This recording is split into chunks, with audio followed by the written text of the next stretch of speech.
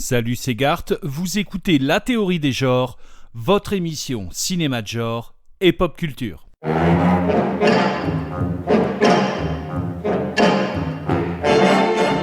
La Théorie des genres, épisode 13. Aujourd'hui, quand les vampires arrivent en ville.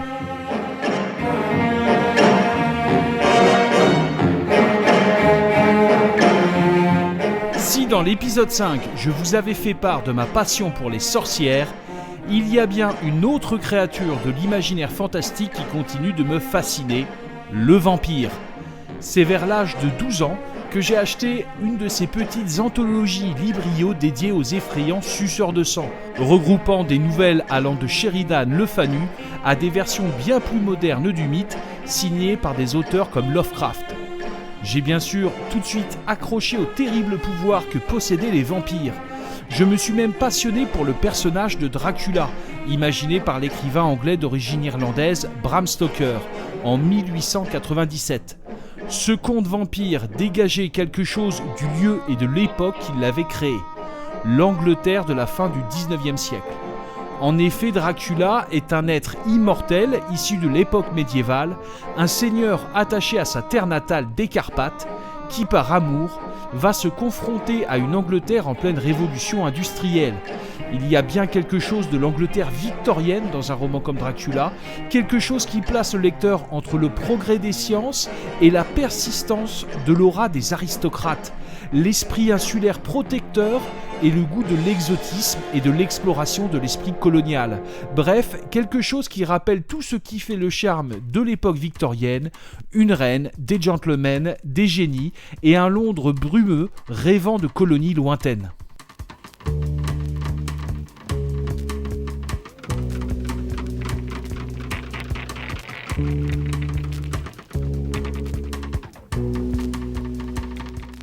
Mais ma passion pour les vampires ne s'est pas arrêtée là, puisque dans les années 90 de mon adolescence, durant lesquelles la pratique du jeu de rôle était plutôt répandue, débarquait un jeu qui devint un véritable phénomène, Vampire la Mascarade.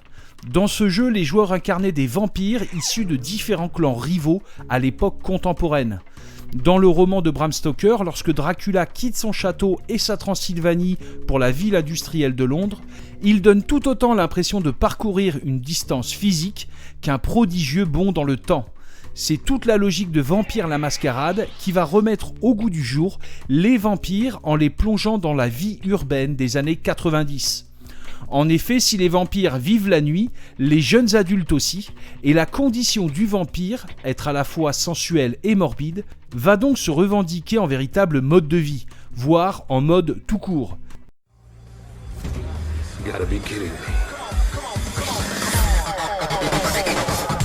Lorsque l'on jouait à Vampire la Mascarade, on ne basculait pas simplement dans le fantastique, on basculait dans l'underground et ses courants alternatifs.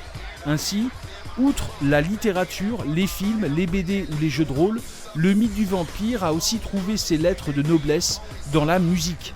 Lorsque l'on jouait à Vampire la Mascarade, c'était bien souvent en écoutant des groupes comme Nine Inch Nails, Bauhaus, Cocteau Twins, Christian Death ou encore Killing Joke. D'ailleurs, j'ai toujours trouvé qu'on pouvait voir dans l'univers de Vampire la Mascarade, avec ses nombreux clans vampires d'origine européenne s'épanouissant dans des grandes villes modernes américaines, une sorte de métaphore de l'influence des groupes post-punk et gothiques originaires d'Angleterre, d'Allemagne ou de Hollande sur les groupes américains de métal ou de rock industriel.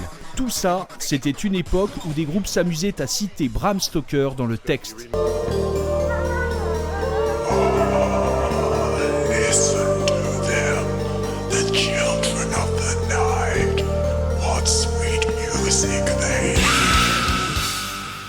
Cet imaginaire débridé a en quelque sorte renversé notre rapport aux vampires. En effet, le roman de Bram Stoker, Dracula, utilise les codes de la narration épistolaire, composant son récit d'extraits de lettres et de journaux intimes, mettant une certaine distance entre le lecteur et le personnage de Dracula. Or, dans le jeu de rôle Vampire la Mascarade, le but était clairement de s'identifier aux vampires, comme une version alternative de nous-mêmes.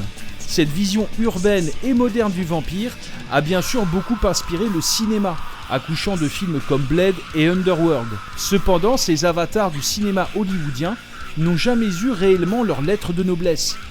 Pourtant, il existe bel et bien des œuvres marquantes du cinéma fantastique racontant la condition du vampire au sein de villes modernes. Mais celles-ci sont plutôt à retrouver du côté de la série B et du cinéma indépendant. À ce titre, je vous ai préparé une petite sélection de films à découvrir juste après le jingle.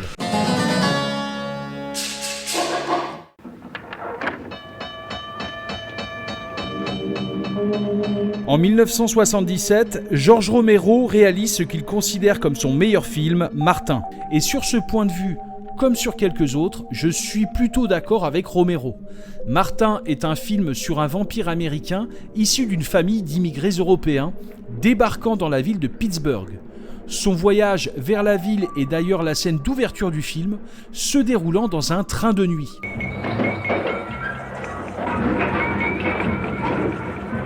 En filmant le train circulant au beau milieu d'une nuit noire, George Romero s'amuse discrètement à détourner un passage bien connu du roman Dracula de Bram Stoker. Je pense bien évidemment au voyage du Déméter, le bateau qu'emprunte le comte vampire pour se rendre à Londres. Durant son voyage sur le Déméter, le bateau verra son équipage entier décimé par un Dracula surpuissant, se riant des hommes sous la forme d'une menace diffuse et insaisissable. Or, dans le train du Martin de Romero, les choses sont très différentes. Qu'est-ce qu'il y avait dans cette piqûre ? Calmez-vous. Je prends toujours soin d'avoir des aiguilles bien stérilisées. Qu'est-ce que vous voulez dire par Je vous promets, vous n'aurez pas mal. Qu'est-ce C'est que pour vous que voulez ? vous puissiez Quel est-il dormir. dans la seringue ? Vous allez Pourquoi gentiment vous pourquoi voulez que je endormir. dorme ? Qu'est-ce C'est que vous important. voulez ? C'est très Pourquoi vous dites important tout ça pour moi. C'est très important. En effet, le personnage de Martin est un vampire un peu particulier. Âgé de 84 ans, il affiche l'âge d'un jeune homme de 18 ou 20 ans, particulièrement timide et maladroit. Martin ne craint ni le soleil, ni les gousses d'ail et encore moins les crucifix. Et durant son voyage, qui ne durera qu'une nuit, contrairement au long périple entrepris par Dracula dans le roman de Stoker, Martin va repérer une seule victime, une jeune femme d'une trentaine d'années qu'il va agresser durant la nuit pour boire son sang. Mais les méthodes de Martin pour agresser sa victime sont très éloignées de ce que l'on peut habituellement voir dans les films de vampires traditionnels. Ici, pas de métamorphose en brume ou d'autres ruses magiques, Martin s'introduit dans la cabine de sa proie comme un vulgaire tueur en série, muni d'une seringue contenant un sédatif. Car par ailleurs, Martin est absolument incapable de séduire la jeune femme en la subjuguant par des pouvoirs vampiriques. Et s'il y a bien une érotisation de la consommation du sang entreprise par Martin, celle-ci n'intervient qu'une fois sa victime endormie, qu'il dénude pour s'allonger à côté d'elle.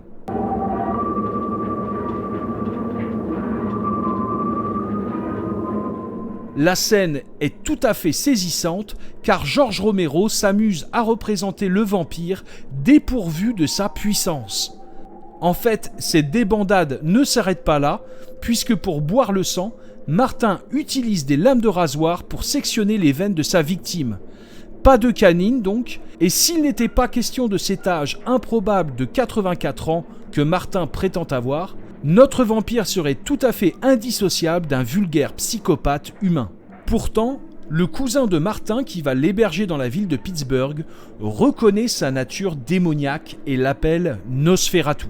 Il pense que Martin est habité par un démon et qu'il peut le maintenir à distance par des superstitions liées à l'ail ou au crucifix. Martin va cependant s'échiner à persuader son cousin que sa nature n'a absolument rien à voir avec la superstition ou le surnaturel.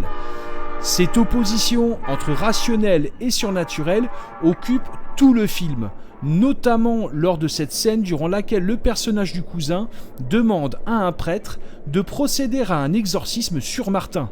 La réponse formulée par le prêtre est, assez inattendue. Notre bon père J'avoue Howard. que c'est un sujet fascinant. Vous devriez vous adresser au père Zulémas. Père Zulémas. Zulémas. Oh, c'est un très grand bonhomme. Il connaît tous les vieux rites mystiques. C'est une question qui le passionne. Vous avez vu le film L'Exorciste? Il a dit que rien de tout cela n'était vrai. Zulémas. Je ne pense pas que vous ayez vu ce film, mais moi, personnellement, j'ai adoré.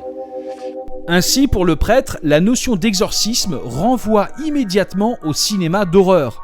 Et cette idée va être reprise lorsque Martin va lui-même jouer un tour à son cousin en le surprenant dans une ruelle sombre déguisé d'une cape rouge et noire et de fausses dents de vampire.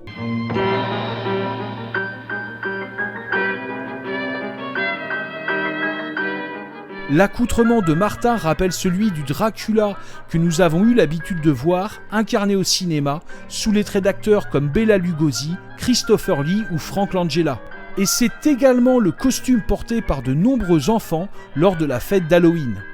En se moquant ainsi de son cousin, le personnage inverse les codes. Ici, c'est le vampire, être immortel issu d'un autre âge, qui rappelle à l'humain l'époque à laquelle il se trouve. Une époque marquée par l'industrie du divertissement. C'était pour s'amuser. Cette ironie-là n'est cependant pas la seule à opérer dans le film de Romero. En effet, si Martin, malgré ses 84 ans, affiche toujours l'allure et la naïveté d'un jeune homme, le quartier dans lequel il vit, quant à lui, prend un sacré coup de vieux. Et au cours du film, il est même fait allusion à plusieurs reprises au fait qu'il est de plus en plus déserté par la population. Par ailleurs, durant le film, Martin vit une romance avec une quadragénaire solitaire, sorte de Mrs. Robinson improbable, avec laquelle Martin va s'initier au sexe, sans pour autant que la consommation du sang de l'autre ne rentre en ligne de compte. Mais cette histoire aura une issue tragique lorsque Martin va découvrir que son amante s'est suicidée en s'ouvrant les veines avec une lame de rasoir. Ainsi, à l'immortelle mélancolie du vampire, George Romero semble avoir trouvé un adversaire de taille, la solitaire et douloureuse dépression des humains. Someone killed a white boy in the basement. So what are vampires like? I think it starts with drinking blood. Like you have a need to. Eventually that's not good enough, so you switch to animals. Un film comme Martin a notamment influencé le film Transfiguration de Michael Oshie, sorti en 2016. Le long métrage raconte comment un adolescent, vivant dans un quartier noir défavorisé et dangereux, fantasme sa métamorphose en vampire. La violence romantique du vampire apparaît alors pour le héros comme un véritable échappatoire à la violence crue de la criminalité. Et c'est d'ailleurs les lynchages et les armes à feu qui vont rattraper le héros et faire dérailler son projet de transformation en vampire. Par ailleurs, Transfiguration est également, à sa manière, une histoire d'amour. Un amour qui, comme le sang pour le vampire, nourrit, mais peut également être versé en sacrifice. A Love Like Blood, c'est justement le titre de ce morceau de Killing Joke, sorti en 1985.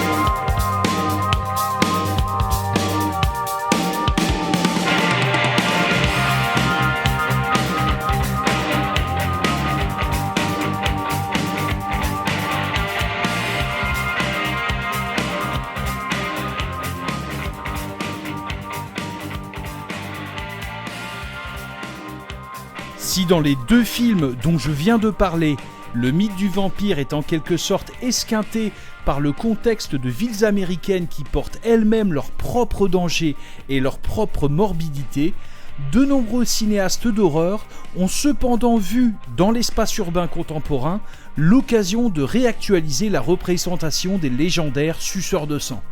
On peut par exemple penser à l'un des premiers films du réalisateur et producteur américain Larry Fessenden, Habit, sorti en 1995. Fessenden a produit notamment les débuts des nouveaux auteurs de l'horreur américaine comme Ty West, Julia Asensio et Jim Nichol, et s'est illustré en scénarisant et en prenant en charge la direction artistique du jeu vidéo horrifique Until Dawn, sorti en 2015 sur PlayStation 4. En revanche, son film Habit est resté assez méconnu, malgré le fait qu'il ait reçu différents prix destinés au cinéma indépendant. Listen. What are you hearing, Anna?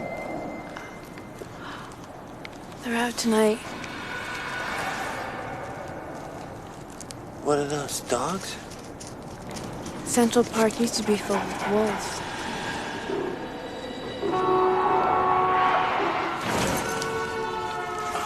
Oh, shit! Le long métrage raconte l'histoire d'amour entre Sam, un jeune barman un peu paumé, joué par Fessenden lui-même, et la belle et androgyne Anna, un vampire qui va l'envoûter puis le soumettre. Si le film possède quelques longueurs et un final un brin décevant, il offre cependant de formidables moments de mise en scène, que cela soit dans la manière de filmer la ville de New York, ou dans la manière de filmer le surnaturel.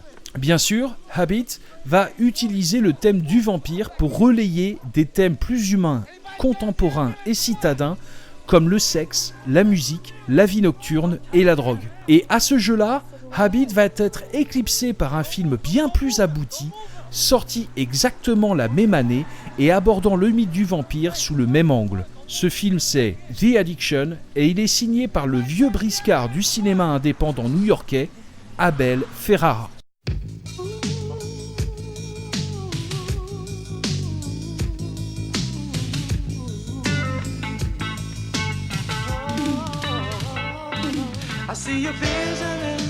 Tourné à New York dans un superbe noir et blanc, The Addiction raconte l'histoire de Kathleen, jeune étudiante interprétée par Lili Taylor, qui, avant de se faire posséder par le diable dans The Conjuring de James Wan, faisait ici ses débuts.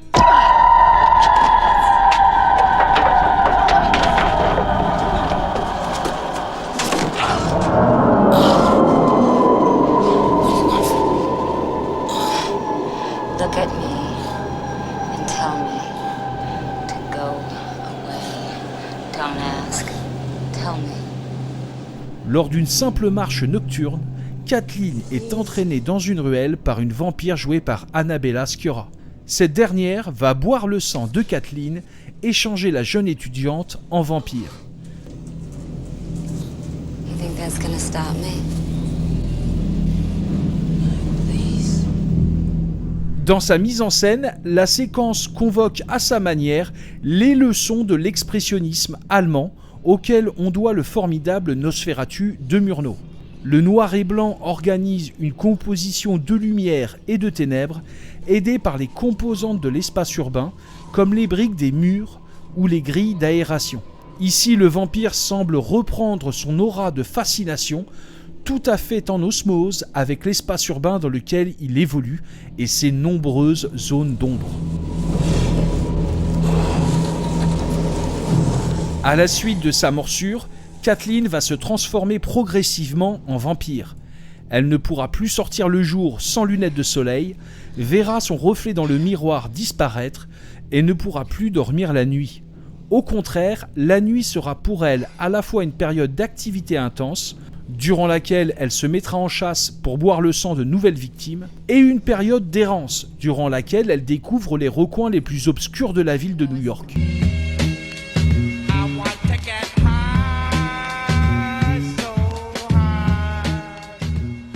Comme l'ont deviné de nombreux critiques, Abel Ferrara revendique The Addiction comme une métaphore de son addiction à l'héroïne, la soif de sang de Kathleen prenant ici le relais du manque provoqué par la drogue. Ainsi, selon le cinéaste, le film est une sorte de récit de rédemption censé évoquer son combat contre la drogue. Cependant, je trouve dommage de s'arrêter à cette simple idée. En effet, en plus de ses nouvelles propriétés vampiriques, Kathleen va connaître une forme de crise existentielle et entrer en conflit avec les cours de philosophie qu'elle suit à l'université. Ce qui est plutôt logique. Comment intégrer les leçons prodiguées par les philosophes alors que vous comprenez que votre existence se mesure désormais à l'échelle d'une potentielle immortalité? Le film n'est donc pas avare en discussions métaphysiques. Cependant, si les références philosophiques du film sont pointues, elles sont souvent distillées de manière expéditive et approximative, sur un ton niant leur complexité pour n'en extraire qu'un pessimisme péremptoire. Tout cela comme autant d'aphorismes destroy qu'il faudrait avoir lu avant de se suicider. The entire world's a graveyard, and we, the birds of prey, picking at the bones. That's all we are. We're the ones who let the dying know the hour has come. So, you think Nietzsche understood something? Mankind has striven to exist beyond good and evil from the beginning. De cette multitude d'interrogations métaphysiques, Ferrara semble extraire non pas une sagesse, mais une forme d'ivresse, capable de nous transporter comme de nous donner la gueule de bois. Car n'oublions pas que le vampire fuit la lumière du jour pour se réfugier dans la nuit. Le but n'est donc pas d'éclairer les choses, mais au contraire de les obscurcir, de les rendre plus incertaines. C'est dans cette pénombre que le vampire peut adopter un mode de vie où la sensibilité est reine et repose sur une vision ambiguë du monde. Un monde tellement obscur que les formes n'ont pas de contour clair et où des valeurs normalement contraires, comme la douleur et le plaisir, ou l'homme et l'animal, peuvent se mêler comme se mêlent entre elles les ombres.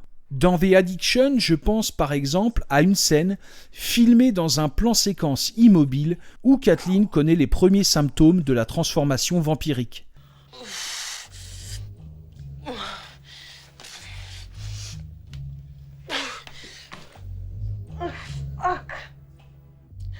Allongée sur son lit, sa tête et ses bras s'agitent rapidement dans tous les sens, témoignant d'une souffrance incontrôlable, tandis que le bas de son corps bouge de manière plus lente, ses cuisses s'ouvrant et se refermant régulièrement, de façon presque lascive. Pour moi, ce plan cristallise tout ce qui a pu fasciner dans le mythe du vampire, que cela soit dans l'univers de la littérature du 19e siècle, dans les mouvements rock et gothiques des années 80 et 90, ou dans les cercles junkies du cinéma indépendant américain. Car en esthétisant son mal-être, le vampire a su le rendre désirable et donner à d'autres le souhait de se l'approprier et de le revendiquer. Et The Addiction suit cette logique, car le film exprime d'un même geste l'enfer de la dépendance à la drogue et la volupté que procure sa consommation.